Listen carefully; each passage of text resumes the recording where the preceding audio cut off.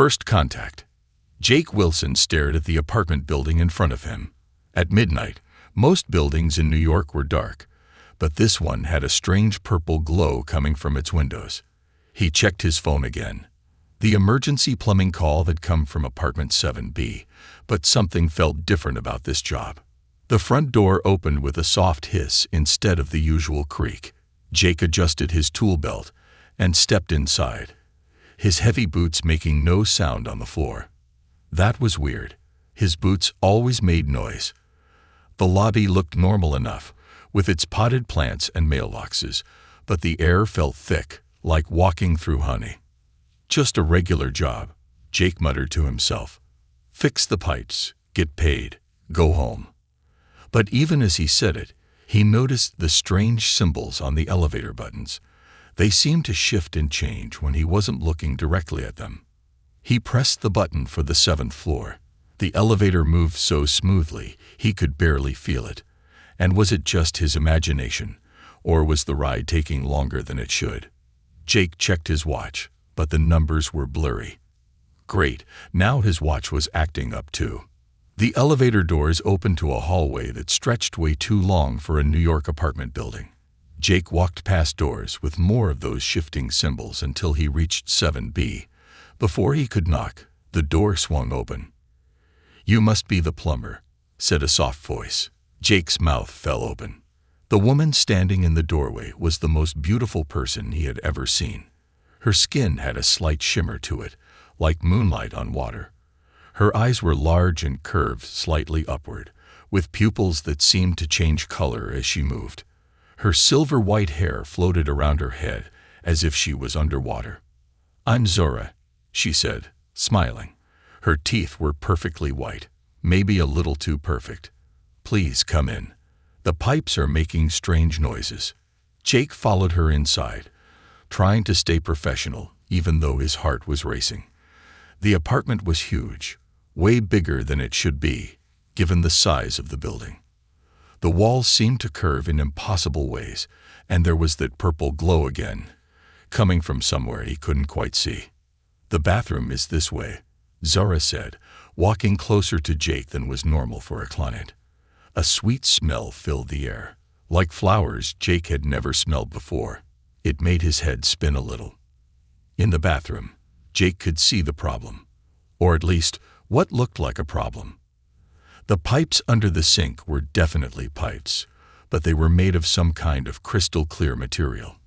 Inside them, a purple liquid flowed upward, against gravity. Jake said, pulling out his wrench. "This isn't exactly standard plumbing." Zora moved even closer. That sweet smell got stronger. "I'm sure a skilled worker like you can figure it out," she said. Her voice had a strange echo to it, like two people speaking at once. Jake reached for one of the crystal pipes. As soon as his fingers touched it, symbols like the ones in the hallway appeared on his skin, glowing with that same purple light.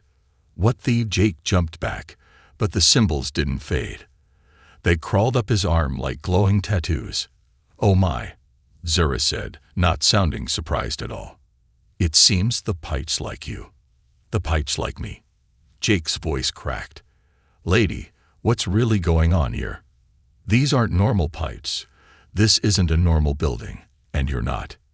He stopped, realizing how rude he almost was. Zara smiled again, and this time Jake was sure her teeth were glowing too. "You're right, Jake Wilson. This isn't a normal plumbing job." She reached out and touched the symbols on his arm. Her fingers were cool, like touching silk that had been left out in the night air. "And now that the pipes have chosen you, I can finally tell you the truth." The purple glow grew brighter, filling the whole room. The sweet smell became overwhelming. Jake tried to step back, but his legs wouldn't move. The last thing he saw before everything went purple was Zora's eyes, definitely glowing now, and definitely not human at all. And somewhere in the building, something that definitely wasn't a pipe started humming a song that definitely wasn't from Earth. The truth emerges. The purple light faded slowly, like a sunset in reverse. Jake blinked several times, his vision clearing to reveal that the bathroom had changed. The walls now looked like flowing water made of metal, and the ceiling had disappeared entirely, showing what looked like 3 moons hanging in a green sky. "Please don't panic," Zara said, her voice now carrying musical notes that weren't possible for human vocal cords. "The transformation is temporary. Your human eyes needed time to adjust to seeing things as they really are." Jake looked down at his hands. The glowing symbols had spread across both arms now, forming patterns that reminded him of pipe blueprints he used to study in trade school. But these blueprints seemed to move and shift, showing him things about the building's structure that shouldn't be possible. "I'm not panicking," Jake said, surprised to find it was true. "But I think you owe me some answers, starting with why my arms are glowing like a sci-fi movie prop." Zora moved to what used to be a bathtub, but now looked more like a pool of liquid silver. She dipped her hand in, and ripples of light spread across the surface. "My people call it the Matcher's Mark. Our technology. What you call plumbing. It responds to compatible life forms. In all my years observing Earth, I've never seen it react so strongly to a human." Years observing Earth. Jake sat down on what he hoped was still a toilet. At least it felt solid. "How long have you been here?" The silver pool projected images into the air. New York through different decades, always focusing on plumbers at work. 50 Earth years, Zora said. "That's 1 mating cycle for my species. We call ourselves the Hydrosapiens. Water isn't just our expertise.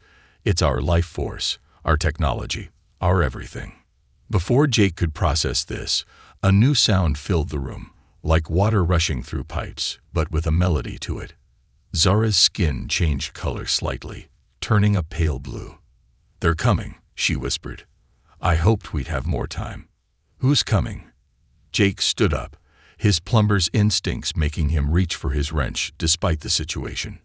The walls rippled, and 3 new figures stepped through them like they were walking through waterfalls.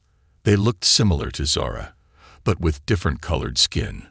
1 green, 1 purple, and 1 with skin that kept changing colors like an oil slick on water. "The other candidates," Zara said. "When it's mating season, our people seek out those who understand the flow of things. Usually, we choose among our own kind, but sometimes—" She looked at Jake's glowing arms meaningfully.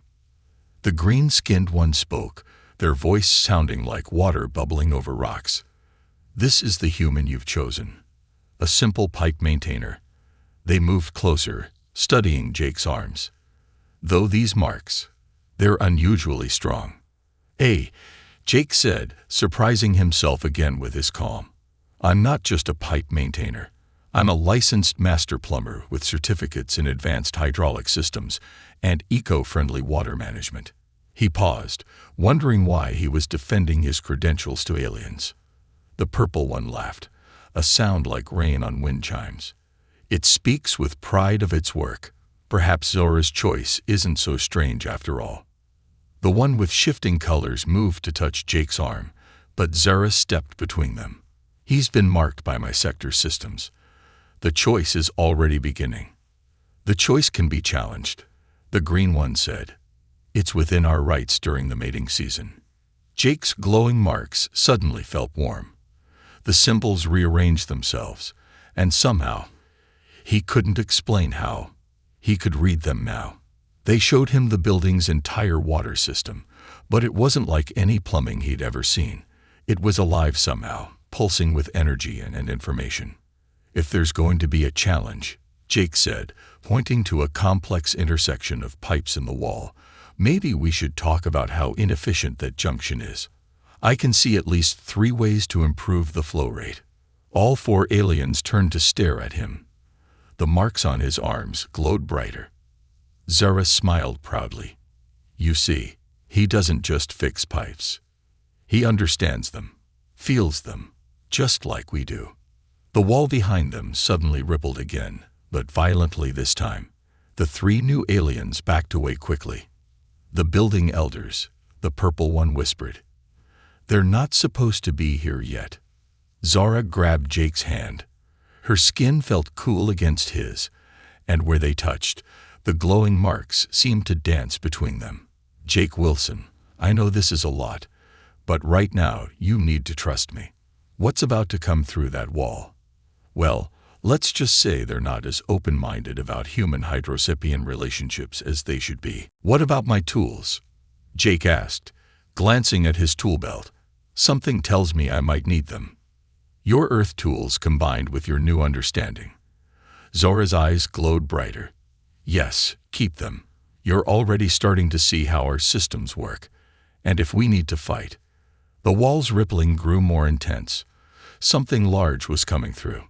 Fight. Jake tightened his grip on his wrench, watching in amazement as the marks on his arm spread to the tool, making it glow with the same purple light. I'm a plumber, not a warrior. Zora's laugh sounded like music. Oh, Jake Wilson. Don't you know? In my world, those are often the same thing. The wall burst open in a splash of liquid metal, and Jake realized his quiet life of fixing leaky faucets had just gotten a lot more complicated. But as he stood there, wrench glowing in his hand, alien girl by his side, and impossible plumbing systems singing to him through the marks on his arms, he couldn't help but smile. After all, at least he couldn't complain about his job being boring anymore. Alien culture clash. The building elders didn't so much enter the room as flooded. They poured through the wall in streams of liquid metal that merged into 3 towering figures, each at least 9 feet tall. Their bodies looked like mercury mirrors, reflecting everything around them in twisted ways. Where their faces should have been, they had swirling whirlpools of iridescent liquid. Zora of the 4th Hydro Circuit. One elder's voice boomed like water crashing down a mountain. You have violated Protocol 7B of the mating selection process. Jake's glowing wrench hummed in his hand, almost like it was angry. The marks on his arms shifted faster now, showing him things about the building's water systems he hadn't noticed before. There were defensive measures built into the pipes, something like pressure valves, but way more complex. I haven't violated anything, Zora said, her chin rising defiantly. The systems chose him. Look at his marks. They're stronger than any I've seen, even among our own kind. The second elder moved closer, their liquid metal form rippling with what looked like disapproval. A human plumber, no matter how talented, cannot possibly understand our ways, our culture, our responsibilities. Jake cleared his throat. Actually, I think I'm starting to understand quite a bit. He pointed to the ceiling with his glowing wrench. Like how you've got an entire emergency evacuation system built into these pipes. Pretty clever using water pressure differentials to create escape routes. Reminds me of the fire suppression systems we use, just way more advanced. All 3 elders turned their whirlpool faces toward him. The room got very quiet. It speaks of our sacred defense systems, the 3rd elder said, their voice like ice cracking. How can it know this? Because I'm a plumber, Jake said, gaining confidence. And whether you're using copper pipes or liquid metal, whether you're dealing with water or whatever that purple stuff is, it's all about understanding flow, pressure, the way things connect. He gestured to his glowing arms. And these marks aren't just showing me your systems, they're showing me how to improve them. Zora beamed proudly, her skin shimmering with bright colors. The 3 candidate aliens from before, who had pressed themselves against the far wall, started whispering among themselves. Suddenly, alarms began ringing throughout the building. Not regular alarms. These sounded like whale songs played through rushing water. The elders' forms rippled violently. Intruders, the 1st elder announced. The Rust clan has breached the lower levels. Jake's marks flared bright purple, showing him a cross-section of the entire building. Red warning symbols flashed around the basement areas. You've got multiple breach points, he said, reading the flowing symbols on his arms. They're trying to override your main pressure controls. The Rust clan, Zora explained quickly. They're extremists who believe we shouldn't interact with other species at all. They sabotage any attempt at cross-species relationships. Great, Jake muttered. Space plumbing racists. Just what I needed tonight. The purple-skinned candidate stepped forward. We must evacuate the elders. Protocol demands. No, Jake interrupted, looking at the schematics the marks were showing him. If we let them take control of the pressure systems, they could destroy the whole building. And based on what I'm seeing, this building is some kind of dimensional anchor point, isn't it? If it goes down, all our hidden facilities across New York would be exposed, Zara finished. Thousands of our people would be revealed. The elders conferred among themselves, their liquid metal forms twirling together briefly. When they separated, the first elder spoke again. What do you propose, human plumber? Jake grinned. Well, I've got a crazy idea, but I'm going to need help from everyone, including you, elders, and we'll have to work fast. He turned to Zara. Remember how you said plumbers and warriors are the same thing in your world? Time to prove it. Over the next few minutes, Jake outlined his plan. It was part plumbing repair, part alien technology, and part straight-up crazy. But as he explained, even the elders' whirlpool faces seemed to show interest. It could work, the green-skinned candidate said. But the timing would have to be perfect. And it would require giving the human control of sacred systems, the second elder added. Look, Jake said, holding up his still glowing wrench. I might not understand all your customs or culture yet, but I understand flow, pressure, balance. Sometimes fixing a problem means trying something new. He looked at his marked arms. Your own systems chose me. Maybe it's time to trust that choice. The alarms grew louder. Through the marks, Jake could see the Rust clan advancing up through the building, corrupting pipes as they came. They looked like rust-colored shadows, seeping through the walls like dirty water through cracks. Zara took his hand. Where their skin touched, the marks glowed brighter than ever. I trust him, she said firmly. One by one, the others nodded. First, the candidates, then, amazingly, the elders themselves. Very well, the first elder said. But know this, Jake Wilson. If your plan fails, the consequences will be severe, for all of us. Jake tightened his grip on his wrench. No pressure, then. He paused. Sorry, plumber joke. Couldn't resist. No one laughed, but Zara's skin flickered with amused colors. Okay, Jake said, watching the Rust clans advance through his marks. Let's show these guys what happens when you mess with a licensed plumber and his alien friends. He turned to the liquid metal wall, which rippled in anticipation. First, we're going to need to reverse the flow in all the main lines. And then, he smiled as the marks showed him exactly what to do next. Then things get really interesting. The hunt was on. But this time, the hunters were about to learn that they'd picked the wrong building, the wrong aliens, and definitely the wrong plumber to mess with. The art of alien plumbing. Jake stood in what used to be the building's maintenance room, but now looked like the inside of a living computer made of flowing water. His glowing marks projected a three-dimensional map of the entire building's pipe system into the air, showing the Rust clan's progress in angry red lines.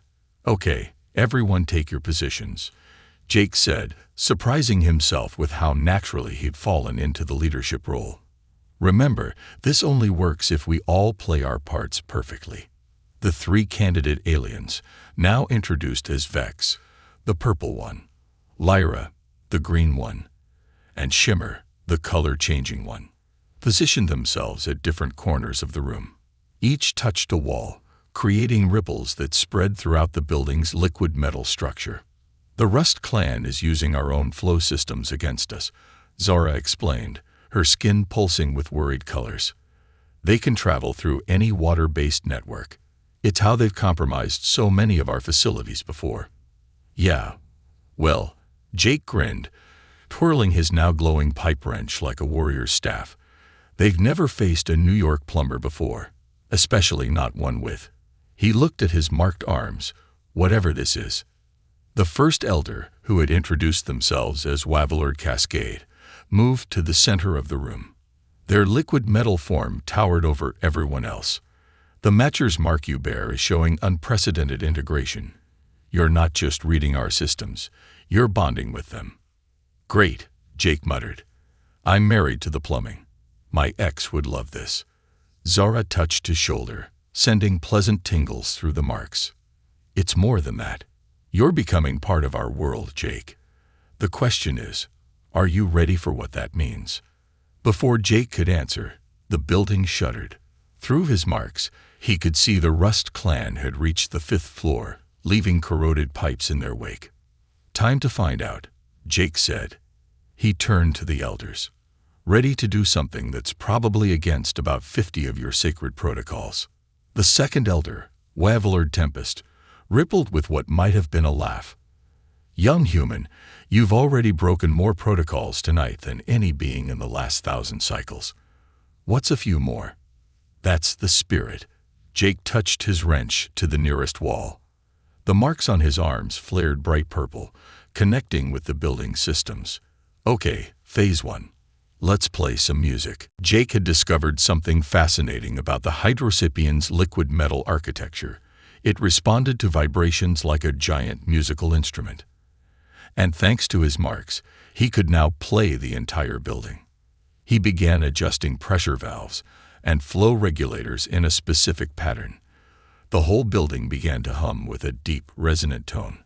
The Hydrocypian's skin all started glowing in response. "By the sacred springs," Lyra gasped. "He's found the frequency of flow." "The what now?" Jake asked, still focusing on his work. "An ancient technique," Wavelord Cascade explained, their form vibrating with the building's rhythm. It was said the first builders could manipulate entire structures through harmonic resonance, but the knowledge was lost. "Or maybe," Jake suggested, "you just needed someone who thinks about plumbing a little differently." He adjusted another valve sequence, and the building's hum changed pitch. "Where I come from, we call this water hammer. It's usually a problem. But right now..." Through his marks, Jake could see the Rust clan members struggling against the vibrations. Their rust-colored forms wavered and shifted, losing cohesion. "Phase 2, Jake announced. "Zara, hit it." Zara pressed her hands against the wall, adding her own energy to the system. The other candidates did the same. The building's hum grew stronger, forming a complex chord. "Phase 3, Elders, do your thing." The 3 Wavelords merged into a single, massive form of swirling liquid metal. They pressed against the ceiling, and suddenly every pipe in the building was charging with energy. Jake felt the power flowing through his marks, almost overwhelming in its intensity. This was more than just plumbing now. It was like having the heart of an entire alien world pumping through his veins. "Final phase," he said through gritted teeth. "Everyone hold on." Jake slammed his wrench against the main control panel and channeled everything. The building's vibrations, the elder's power, his own understanding of flow and pressure, into a single command. Every pipe in the building reversed flow simultaneously. The effect was spectacular. The Rust clan, caught in the middle of their liquid metal infiltration, suddenly found themselves fighting against a tide they couldn't overcome. Jake watched through his marks as they were forced back, floor by floor, their rust-colored forms dissolving under the assault. But something was wrong. The power flowing through the building, through Jake's marks, was too much. Warning symbols flashed across his glowing arms. "Jake," Zara called out. "The pressure's too high. The building can't take it." "Just a little longer," Jake managed to say. The marks were burning now, feeling like they might melt right off his skin. But he could see the plan was working. The Rust clan was almost gone. Suddenly, a new alarm blared, this one sounding like 1,000 angry tea kettles whistling at once. "Dimensional anchor failing," Wavelord Tempest announced. "The barrier between worlds is becoming unstable." Jake looked at Zara, saw the fear in her color-shifting eyes, and made a decision. He might not understand everything about Hydrosapian culture, but he understood one thing perfectly. Sometimes, to save the system, you had to be willing to get your hands dirty. "Everyone back," he shouted, raising his wrench high. "I'm about to try something really stupid." The marks on his arms glowed brighter than ever as Jake prepared to attempt something no human plumber, and possibly no Hydrosapian, had ever tried before. The fate of two worlds now rested on his understanding of advanced alien plumbing, and his willingness to break every rule in both human and alien handbooks. When worlds collide, Jake's wrench connected with the main control panel in a burst of purple energy that lit up the entire room. The marks on his arms blazed so bright they looked like strips of lightning wrapped around his skin. Every pipe in the building sang with power. "Jake, stop!" Zara cried out. The human body isn't meant to channel this much energy. But Jake couldn't stop. Through his marks, he could see everything happening in the building at once. The Rust Clan's retreat had turned into chaos as his crazy plan disrupted their liquid forms. The dimensional anchor points were failing, causing reality itself to ripple like water in a disturbed pond. And somewhere in all that chaos, Jake had an idea. "Wavelord Cascade," he called out, his voice echoing strangely through the vibrating pipes. "You said the first builders used harmonic resonance to shape your structures, right?"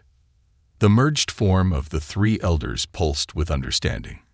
"Yes, but that knowledge was lost ages ago when you stopped thinking about buildings as living things," Jake finished.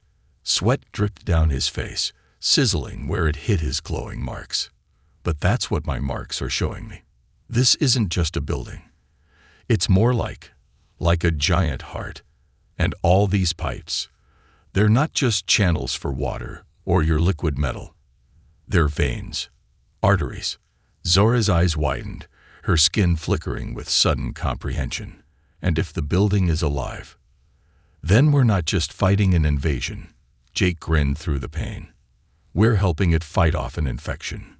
"Vex, Lyra, Shimmer, remember that harmony you were creating before. Do it again, but this time, feel the building's pulse."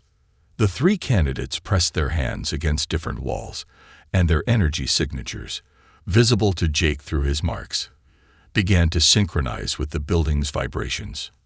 "Zara," Jake turned to her, his eyes now glowing as bright as his marks. "Remember how you said plumbers and warriors are the same thing in your world? I think I'd finally understand why. It's not about fighting or fixing. It's about healing." Jake closed his eyes and let his plumber's instincts merge with the alien knowledge flowing through his marks. He could feel every pipe, every junction, every drop of liquid in the building. More than that, he could feel its rhythm, its heartbeat. The Rust Clan had nearly reached the maintenance room, their corroding influence eating through the walls. But now Jake saw them differently, not as invaders, but as a disease attacking a living system. And he knew exactly how to treat it. "Elders," he called out, "I need you to trust me one more time. When I give the signal, pour all your power into the building's core systems. Don't hold anything back." The merged elder form rippled with hesitation. The energy release could tear apart the dimensional barriers completely.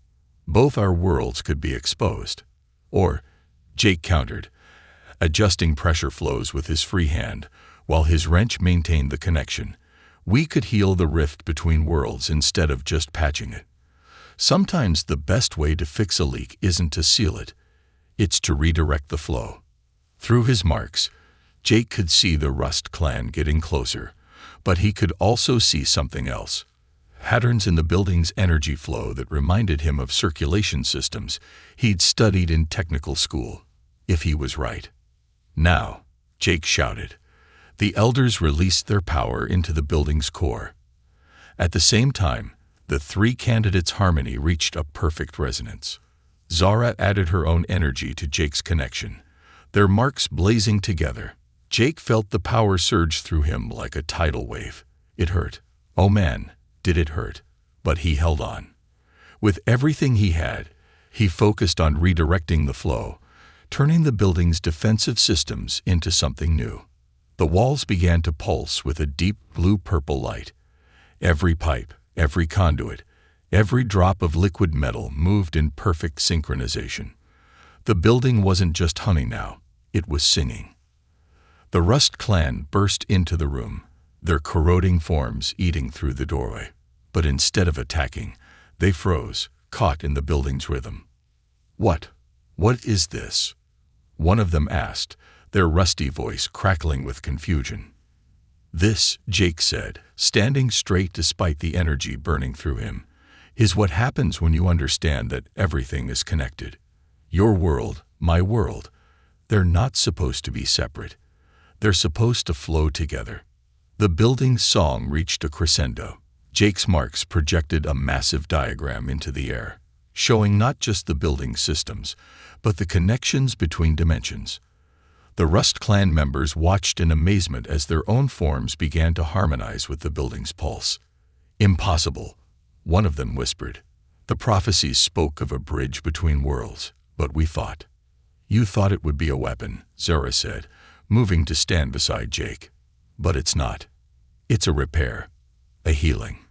The Rust clan's corroding influence began to reverse, their forms shifting from decay to renewal. The building's song grew stronger, spreading out into the city through underground pipes and hidden connections. But Jake was reaching his limit. No human was meant to channel this much alien energy. His marks were starting to flicker, and he could feel his consciousness fading. "Jake!" Zora caught him as he stumbled. "You have to let go. It's too much." "Can't," Jake managed to say. Not until the repair is complete. A good plumber, always, finishes the job." The last thing Jake saw before everything went dark was his marks spreading their light throughout the entire building, turning what was once a simple apartment complex into a shining beacon of unity between two worlds. His last thought was that his union rep was never going to believe this overtime claim. The building's song reached impossible frequencies as Jake collapsed, and reality itself began to transform in ways that neither humans nor Hydrosapiens had ever dreamed possible. Ripple effect. Jake floated in darkness, surrounded by the gentle sound of flowing water. His consciousness drifted like a leaf on a stream, peaceful and quiet. Until, "Wake up, you impossible human." The voice cut through the darkness like a splash of cold water. Jake's eyes snapped open to find himself suspended in a chamber of liquid metal, his body floating in a vertical position. His marks were still glowing, but now they pulsed slowly like a heartbeat. Through the shifting silver walls, he could see Zora arguing with the elders. Her skin was flashing with agitated colors he'd never seen before. "His vital signs are stabilizing," Vex reported, their purple form monitoring what looked like streams of data flowing through the walls. "But his neural patterns are unusual." "Unusual how?" Zara demanded. "He's processing information like a Hydrosapien," Lyra explained, their green skin rippling with amazement. "The marks aren't just showing him our systems anymore. They're changing him." Jake tried to move and found he could. The liquid metal around him felt like thick water, but it responded to his thoughts, letting him swim toward the chamber's wall. As he got closer, he realized he could see through it perfectly, like looking through glass. "Hey," he called out, his voice distorted by the liquid metal. "Anyone want to tell me why I'm swimming in what looks like mercury?" "Jake." Zora pressed her hand against the outside of the chamber, where their hands met through the wall. Their marks synchronized, creating patterns of light that spread through the liquid metal. "The healing chamber was necessary," Wavelord Cascade explained, their merged form separating back into 3 distinct elders. "Your human body nearly burned out from channeling so much energy." "But you did it," Shimmer added, their ever-changing colors forming excited patterns. "You actually did it. Look." The chamber's walls became transparent, giving Jake a view of New York City that made his jaw drop. The entire skyline was different. Buildings still stood where they always had, but now they pulsed with subtle lights, connected by streams of energy that flowed through the city's water system. What happened? You didn't just heal this building, Zora explained proudly. Your solution spread through every pipe, every water main in the city. The barrier between our worlds didn't break, it transformed. Now both exist in the same space, each visible to those who know how to look. And that's not all, said a rusty voice. Jake turned to see the Rust clan members entering the room, but they were different now. Their corroding influence had transformed into a beautiful copper-gold sheen that complemented the liquid metal architecture. We were wrong, their leader said, skin shimmering like polished bronze. For generations, we believed separation was the only way to preserve our culture. But what you did, you showed us that adaptation isn't weakness, it's evolution. Jake absorbed this while watching the flow patterns in the chamber around him.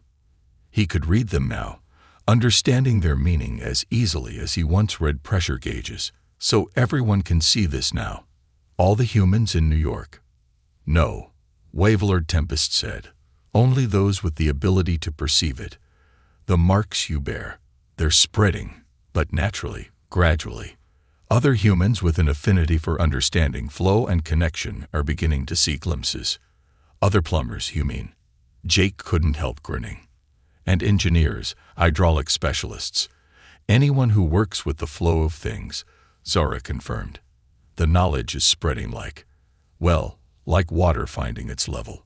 Suddenly, alarms began ringing again, but these were different from before. They sounded more like music than warnings.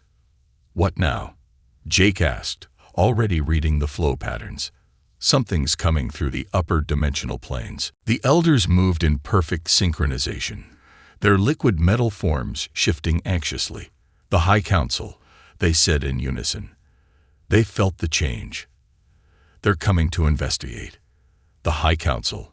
Jake looked at Zora. Let me guess, big important leaders who aren't going to be happy about all this. The highest authorities of our world, Zora explained, her skin paling to a worried blue.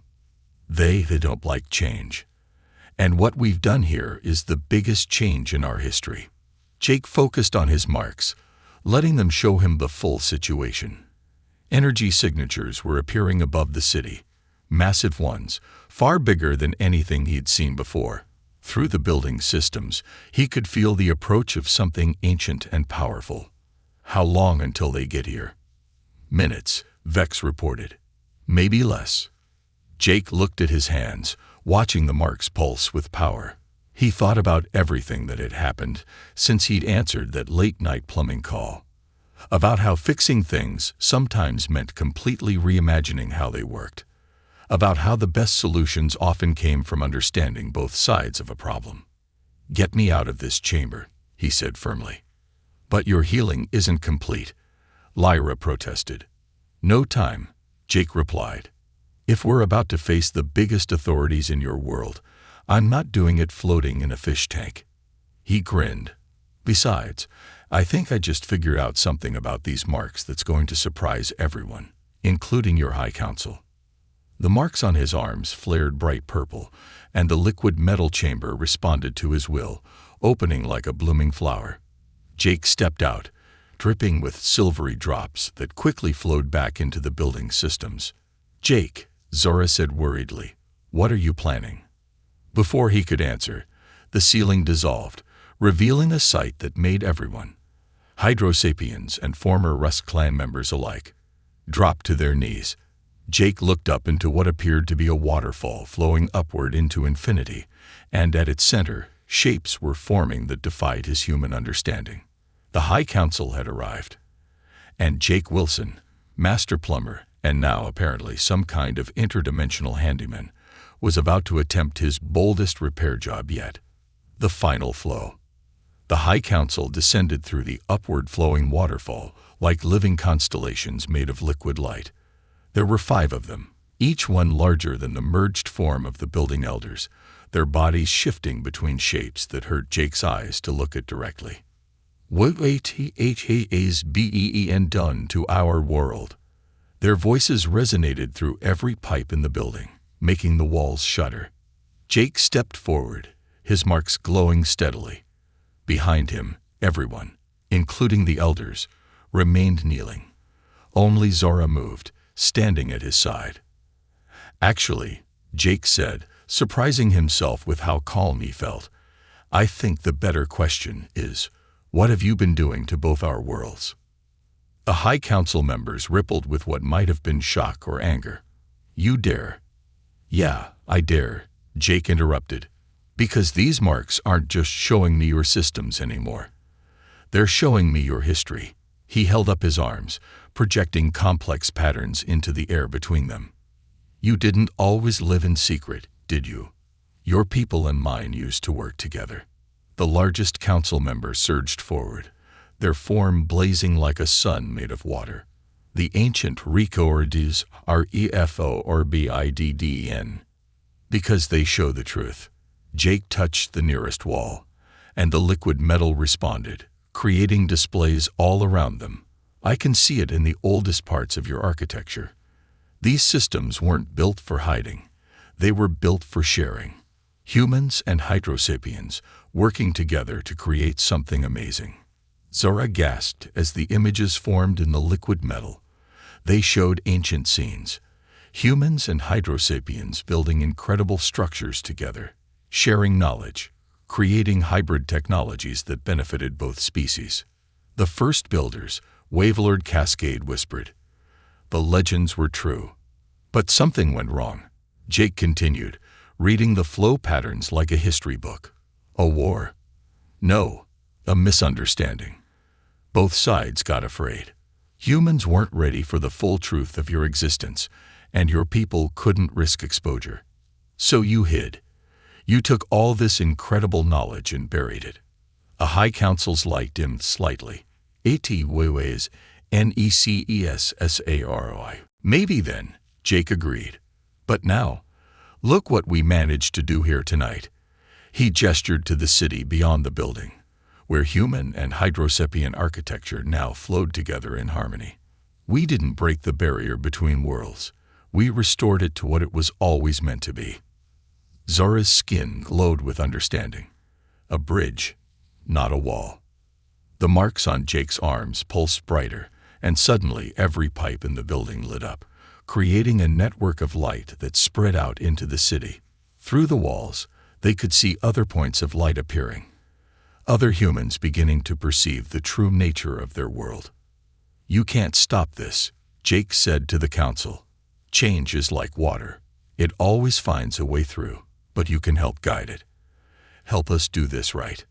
The Rust clan leader stepped forward, their copper-gold form shining. "The prophecy spoke of a union of worlds, but we interpreted it as a warning. What if it was a promise instead?" The High Council members swirled together, communicating in patterns of light and water that even Jake's marks couldn't fully translate. When they separated, their forms had softened somehow, becoming less harsh. "The old ways were lowest," the Central Council member said, their voice gentler now.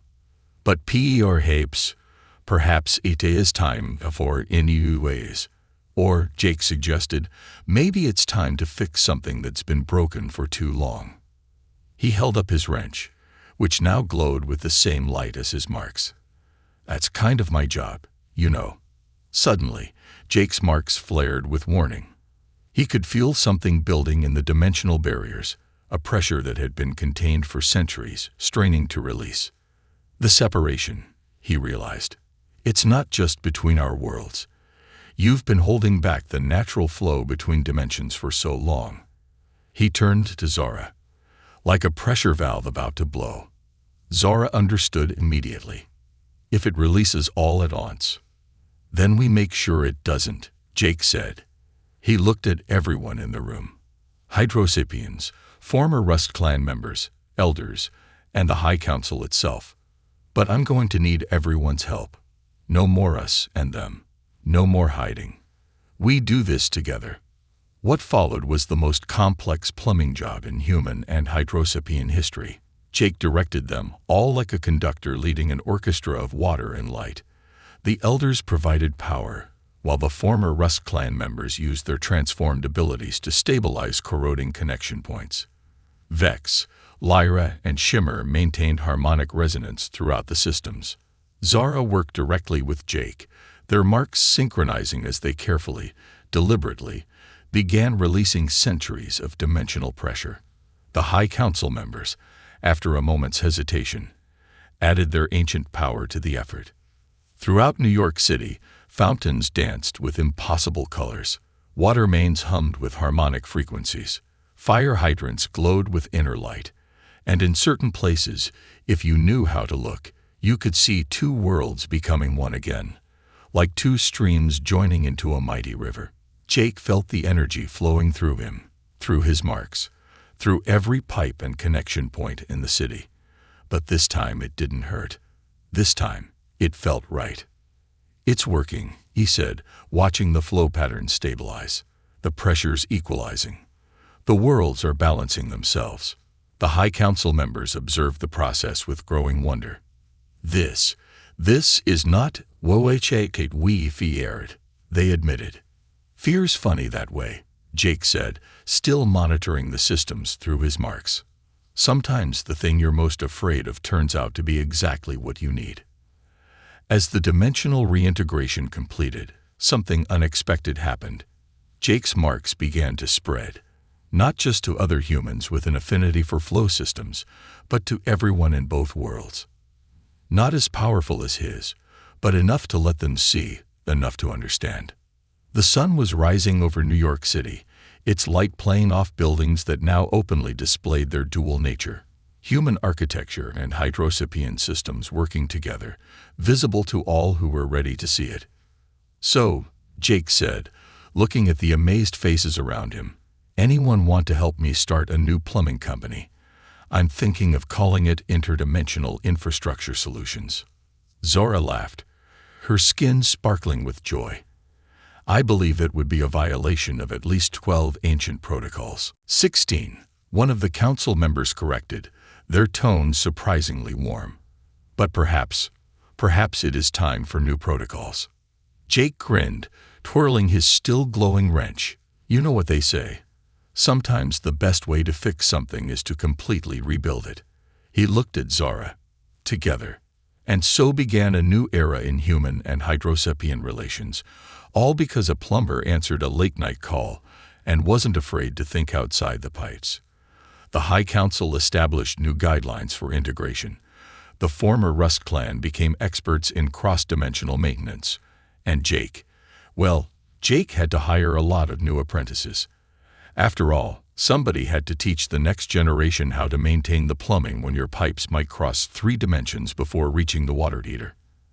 As for Jake and Zara, let's just say they rewrote the handbook on human hydrosapian relationships. But that's a story for another service call. The end.